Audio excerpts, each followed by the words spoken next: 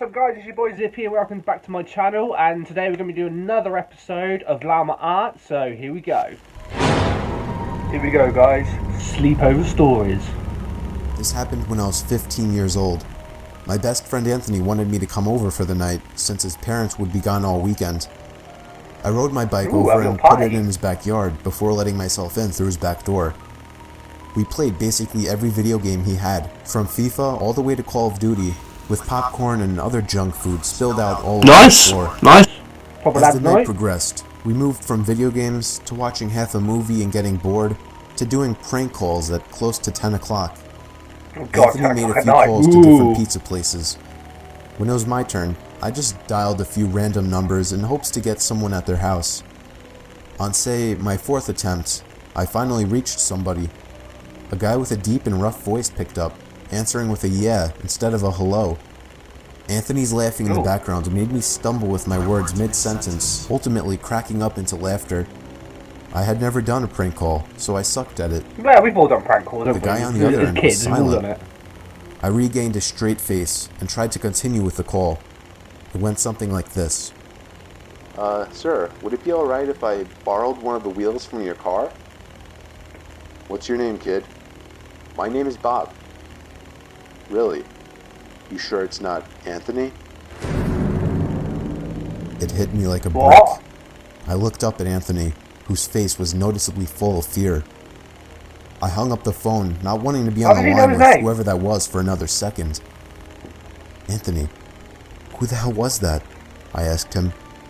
I don't know, he told me. Whoa. Does your caller ID info display your name or something? No, it shows my dad's name. We hopped on the computer and did some research, trying to figure out how it was possible to get someone's name through their phone number. ID. It didn't make sense how he could get Anthony's name so quickly.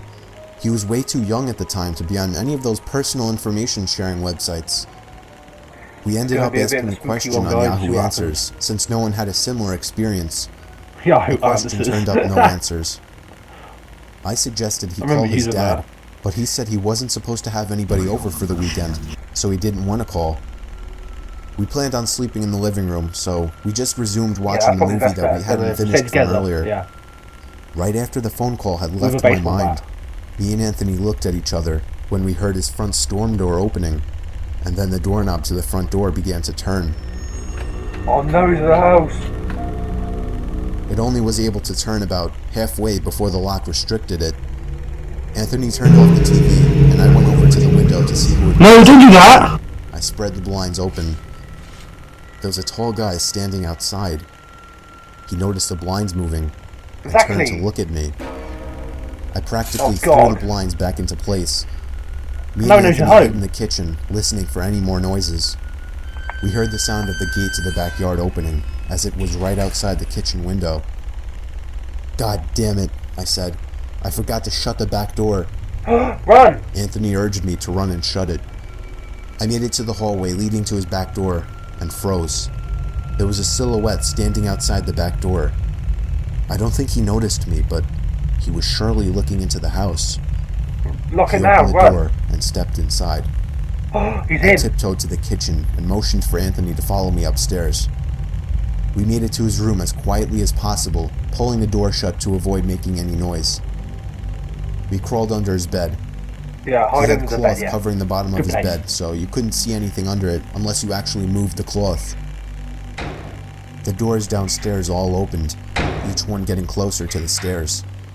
Thumps finally began up the stairs, and he was right outside the door now. The door to the room opened. I could hear Anthony's breathing. It was too loud. Yeah, put your hand over his mouth. Footsteps moved over to the closet, and then the closet opened. I could hear the coat hangers being slid around as the fabric of the jackets and coats rubbed against each other. Footsteps moved over to the bed and stopped. Here we go. I felt like my heart was about to explode out of my chest. Anthony's breathing was too loud. I had to cover his mouth with my hand. Yeah, that's it. Nothing but silence in the room now. We laid still for so long, I almost thought he wasn't even in the room anymore. He's gonna scare everybody. I moved my hand away from Anthony's mouth and whispered in his ear, "You think we can make a run for it?" He was about to answer when the most disturbing, memory-haunting scream I'd ever heard filled my ears as Anthony was seemingly dragged out from under the bed. No way! I crawled out and saw him struggling with the man. I desperately looked around for anything to use as a weapon. I settled with the screwdriver sitting on his nightstand. I hurried over to the man and drove the screwdriver into his back. Oh yeah, that's it. He let go of Anthony as he let out a scream of agony, giving us time to get the hell out of the house. Running onto the road would give away our position too easily. It would take too long to make it to his neighbor's house. We dove for the tree line in the woods and took cover behind a bush, watching the house.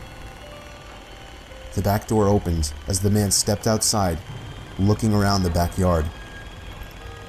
He then looked out to the woods. I felt his eyes pass me as he scanned through the tree line. It seemed that it was too dark for him to see us. Then, he turned his head back in our direction.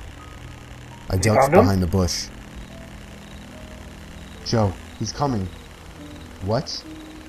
Dude, get up, we gotta run. No way. He was right. The man was approaching us fast. How could he have seen us? We ran through the woods with the leaves crunching under us, giving away our position. When Anthony tripped over something, I crouched down with him, hoping we had run far enough. Not even 20 seconds later, oncoming footsteps from the direction we were running from came fast. They're gonna get away, or? They slowed down only 2 trees away from us as we lay face down in the leaves. Moments later, the footsteps take off in another direction. Oh, good. We waited until we could no longer hear them and took off back in the direction of the house. While running, over the sound of leaves crushing and my heavy breathing, I could swear I heard leaves crushing from behind us. We made it back to his backyard, into his house, and this time remembering to shut the back door. We were now able to call the police. Anthony stayed on the line with them, while I patrolled the back windows, making sure nobody was out there. It was so dark, though, I couldn't see anything. So I did something that seems stupid today. I turned on his backyard lights, and immediately in the distance, over by the woods, I saw him, standing in front of a big tree. He's still there? He turned off back into the woods and disappeared out of sight.